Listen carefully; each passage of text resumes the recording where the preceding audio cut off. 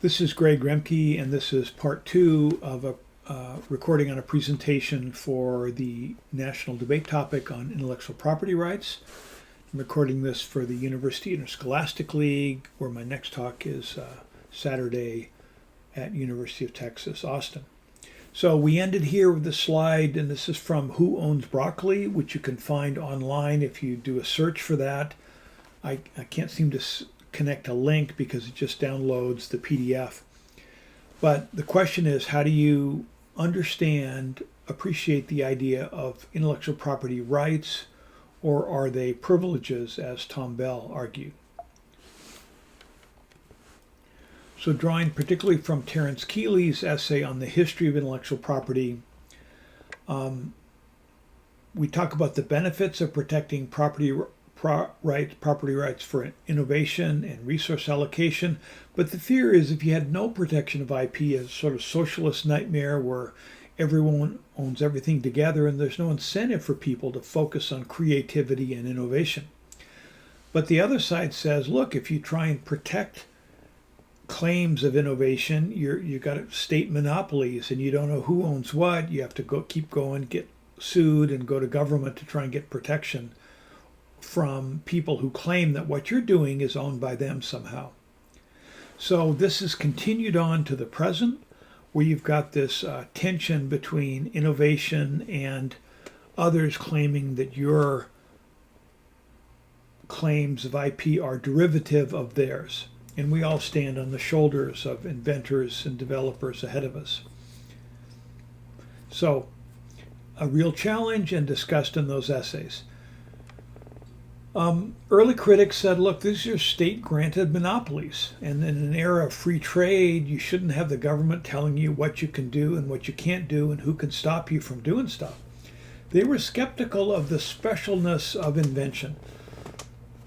And they considered inventive talent a common feature. Anybody can look and see what someone else is doing and try and draw from it and improve on it.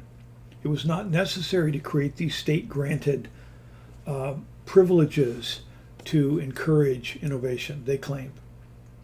So they believe patents would encourage their holders to waste their lives in fruitless searches for returns on their patents instead of just improving and developing. According to Keeley, Terence Keeley, with the history of intellectual property, there's ample evidence to confirm this opinion.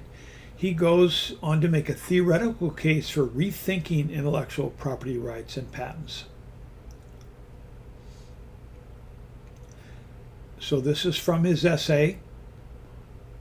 It's often said that patents provide an exclusive right to the use or exercise an invention for a limited time in return for disclosure of that invention.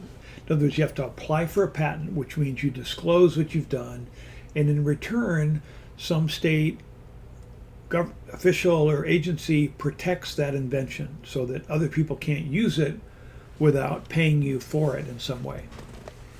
But he says this isn't really true. Patents provide an exclusive right to stop others from using or exercising an invention for a limited time.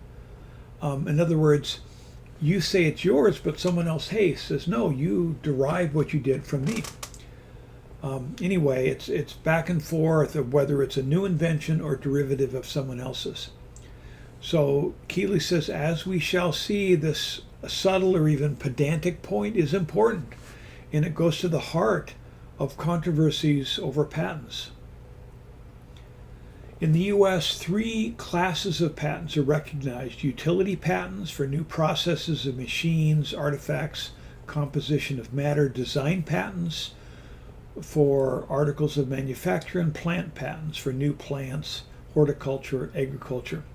The period of patent monopoly have been varied, and they're set statutorily as 20 years for design patents, for 14 for others. So again, you can look at that, but he says there's 6 main arguments against patents. This is page 21 of his essay. These arguments were judged to be so powerful that Britain very nearly abolished patents. But for certain, he says, parliamentary vagaries, they didn't. Britain would have abolished patents, he says. And 2 countries in Europe were critics of patents, and they did win the argument. In Switzerland in 1850 reaffirmed its earlier decision not to introduce patent laws, and Netherlands, most dramatically, actually repealed all of its patent laws in 1868, which I understand lasted to 1912 or so. Yeah, 1912.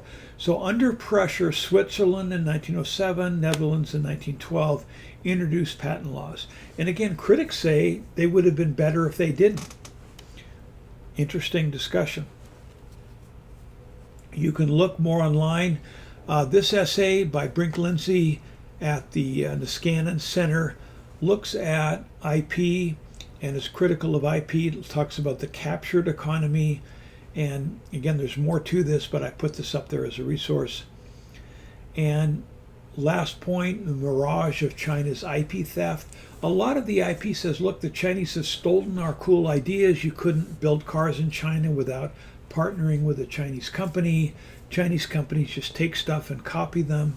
So this is a Reason Magazine article to be suspect or critical or skeptical of the claim that China's prosperity is from stealing our stuff, stealing our ideas. And I think that's the end.